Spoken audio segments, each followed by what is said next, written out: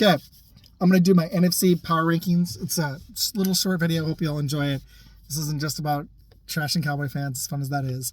So I'm going to do my rankings, and I'm just going to do teams that I actually think like that'll make the playoffs that actually have a chance in order.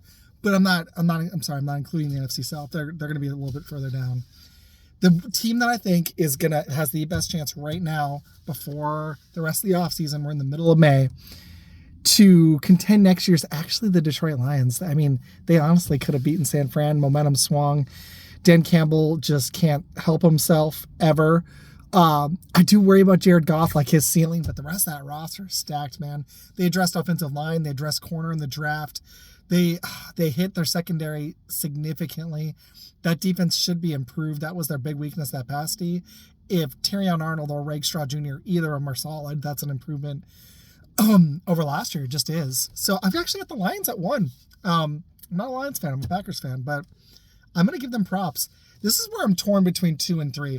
As much as I like Philly's offseason, I got to see them put it together for a full season. I think they've got coaching and culture problems. So I'm going to go San Fran 2 until I see Philly put it together. I almost moved them even further down, but I'm going to go San Fran 2. I think they're going to have a Super Bowl hangover, but they're still just so freaking talented. I do think Purdy has a ceiling. And Shanahan just doesn't get it done in the Super Bowl. But, I mean, if you're telling me what team has the best chance to make a Super Bowl, it's probably the Detroit or San Fran right now.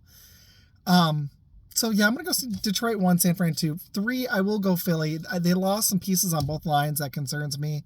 Their offensive line is aging. I question how good Hurts is. I mean, he did get to a Super Bowl and perform, but it's more than that. There was culture problems last year, and they have too much talent on offense to be as bad as they were over the second half of the season, and they just fell off. And I'm curious if they're going to be able to put it together, if Sirianni's the right coach.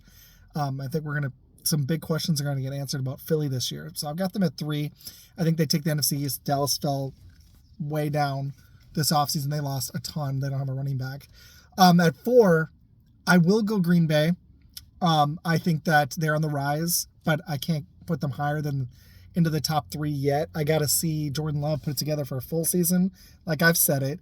I don't know how much you paid this guy. Like there were games he did look mid last year. Andy from NFL Dated said it, but he did put it together in the second half of the season. I want to see what teams do, what he does against teams that have tape on him now, how this young receiving core continues to develop and coalesce, the tight end, how they put it together. I also got to see Josh Jacobs and if he's still got it. I love the Marshawn Lloyd pick. I liked our defensive additions in the draft. I think the McKinney signing was one of the best of the free agency by any team, honestly. And not just being a homer. I really like McKinney. I think the Giants are going to miss him significantly. But like Saquon Barkley going to Philly, that could be one of the moves of the offseason. So I got Green Bay at 4. I need to see what Halfley does. That defense, I need to see that defensive line.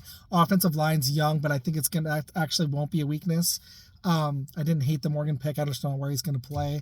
So we've got a lot of flux on our offense and defensive lines. I want to see how that goes. I've got them at 4. They have the potential to go higher or lower. They're a wild card team to me. They could be great. Some people are thinking Super Bowl. I got to see a full season of them. They're so young. So at 5, this is when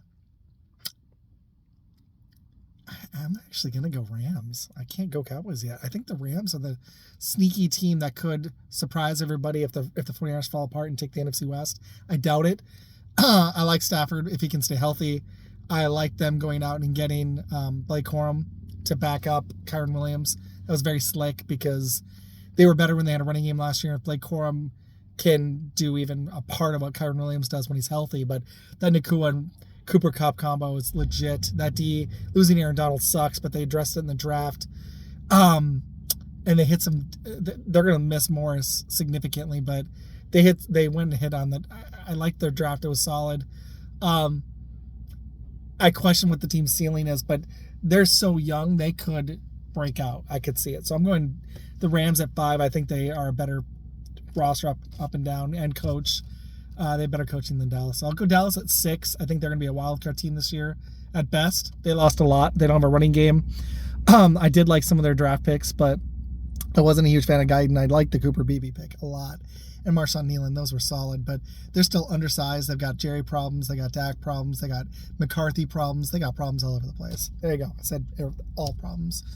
I just don't believe in this team. I do think they make the wild card. They play in a terrible division. Washington could be better, but who knows? The Giants are terrible. That's, probably 3 or 4 wins right there. If they split with Philly, you're already looking at 4 or 5 divisional wins, so that helps. But yeah, I think they'll make the wild card, probably 9-8 or 10-7. And then I guess I'll give it to Atlanta. I just don't know with Kirk Cousins. Like, I do think they win that division. Maybe it's them or Tampa. I'm really torn between 7 and 8. It's like, I don't really believe in anybody from the NFC South or Dallas. So I think the first 5 teams, it's going to be one of those in the Super Bowl.